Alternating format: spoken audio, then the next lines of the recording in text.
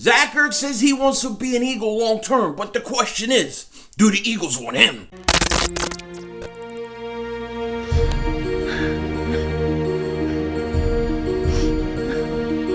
Kick the red, double move on the red.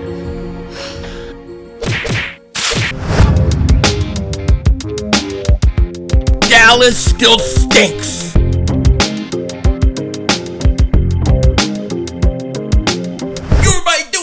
King Ding back here, and I hope everybody's having a great day. Hope you guys are doing well. We are 3 days away from Eagles no names. Cannot wait.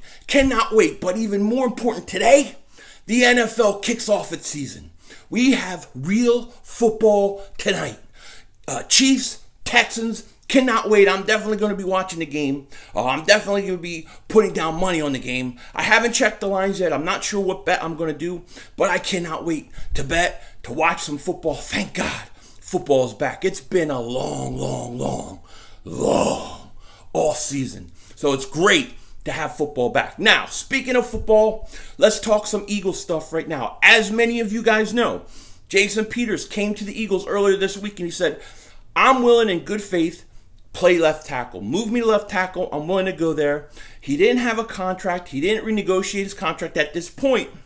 But he did it supposedly in good faith. There was still a lot of speculation that Jason Peters is going to get his deal done. The Eagles are going to do something for him. And so today came, and guess what? Jason Peters redid his deal. He has now got a deal worth up to $8 million with $4 million in guarantees.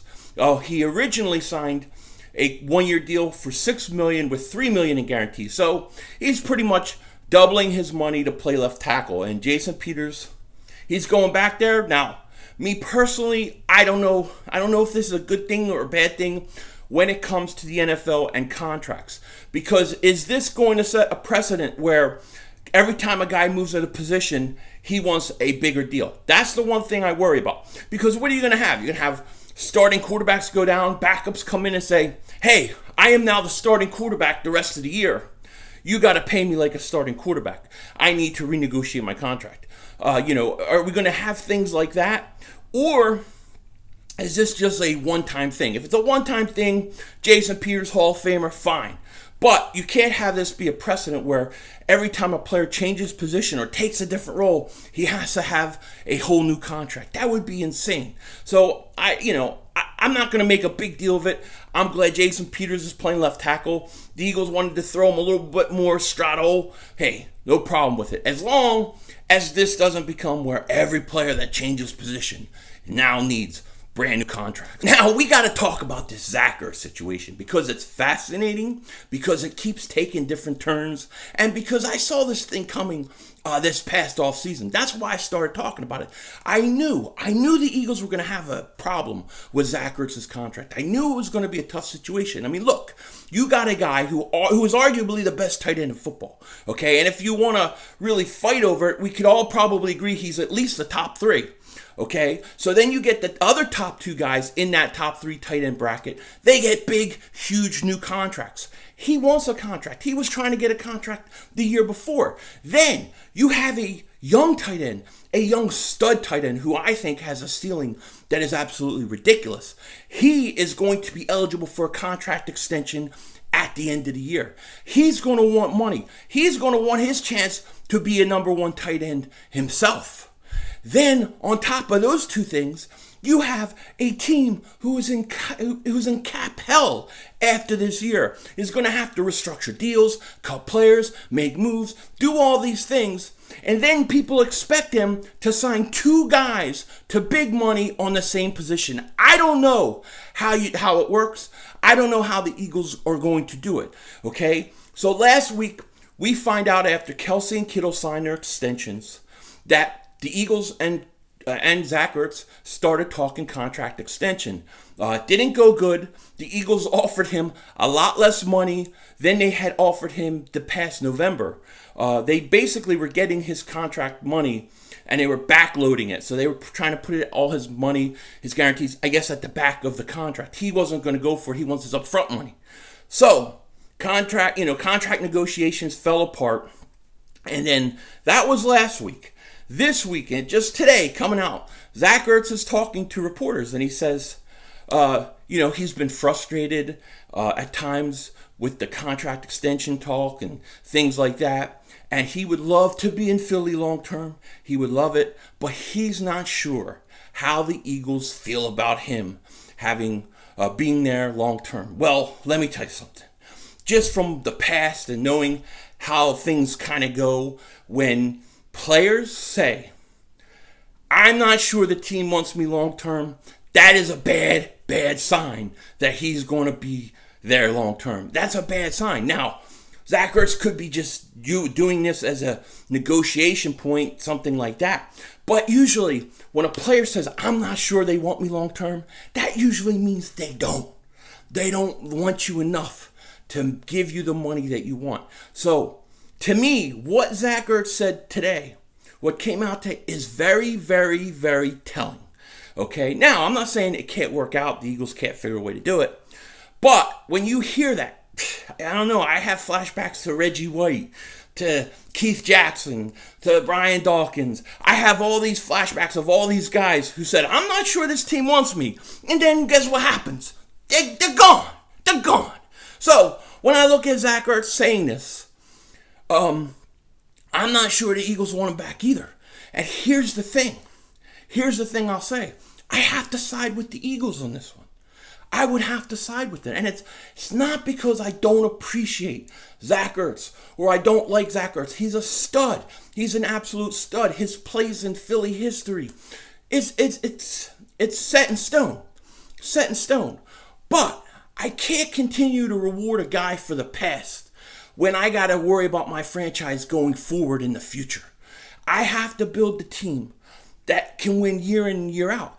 If you're paying Zach Ertz, who's 30 years old, really giving him a big contract, not because of his age or what he's going to do 2-3 years down the road, but you're paying him because of what he did in the past. I think that's how the Eagles got into cap problems. This is how we have no money. That's why we have no money. Because we're paying guys and rewarding guys for things they did a few years ago. But we're not rewarding them for what they're going to do in the future. It's just my opinion. I don't know how the Eagles are going to pay him and pay Dallas Goedert. How are you going to give them both big money? It doesn't really make sense. The best thing for the Eagles to do are two things. You picked up Zach Ertz's contract through 2021. So he's got 2 years left on his deal. Either have Zach Ertz play the 2 years out and let him go. He'll be, 32 at that point? Or you play throughout this season and you trade him for maximum value. You try to move him while you can after this season and get as much as you can. You should be able to get something good. Okay, I talked about trading him this past offseason because his value would have been even higher. But you do that and then you commit to Dallas Goedert and you give him money. This will help you with your cap problems because you're not going to have to give Ertz a lot of money and Dallas. I mean, how are you going to pay two guys at the same position tons of money when you're $50 million over the cap? I don't understand. You're going to have to cut a bunch of guys anyways. I think that, and I know it's a cut-through business, and I know that people get attached to players. I get attached to players. But the way that football works nowadays, you have to be very smart about your cap. And when a guy hits 30 and you're going to sign him to 4 or 5 years, let's be honest, you're not really going to pay him big money for what he's going to do 3-4 years from now. Most likely you're paying for what he's already done in the past. And that's nice and all those kind of things, but I don't know that it helps a football team going forward. You have, and this is the other part of the equation, you have a stud tight end.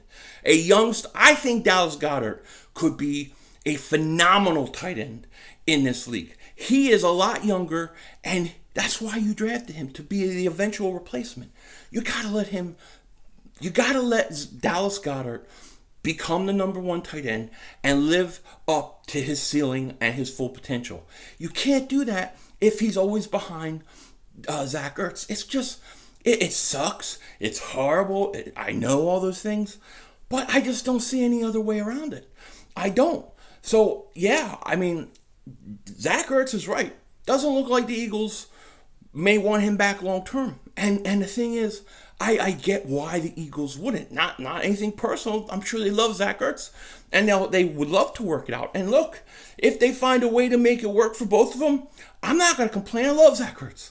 But when you're looking at building this team in the future going forward, you're going to need money in a lot of places.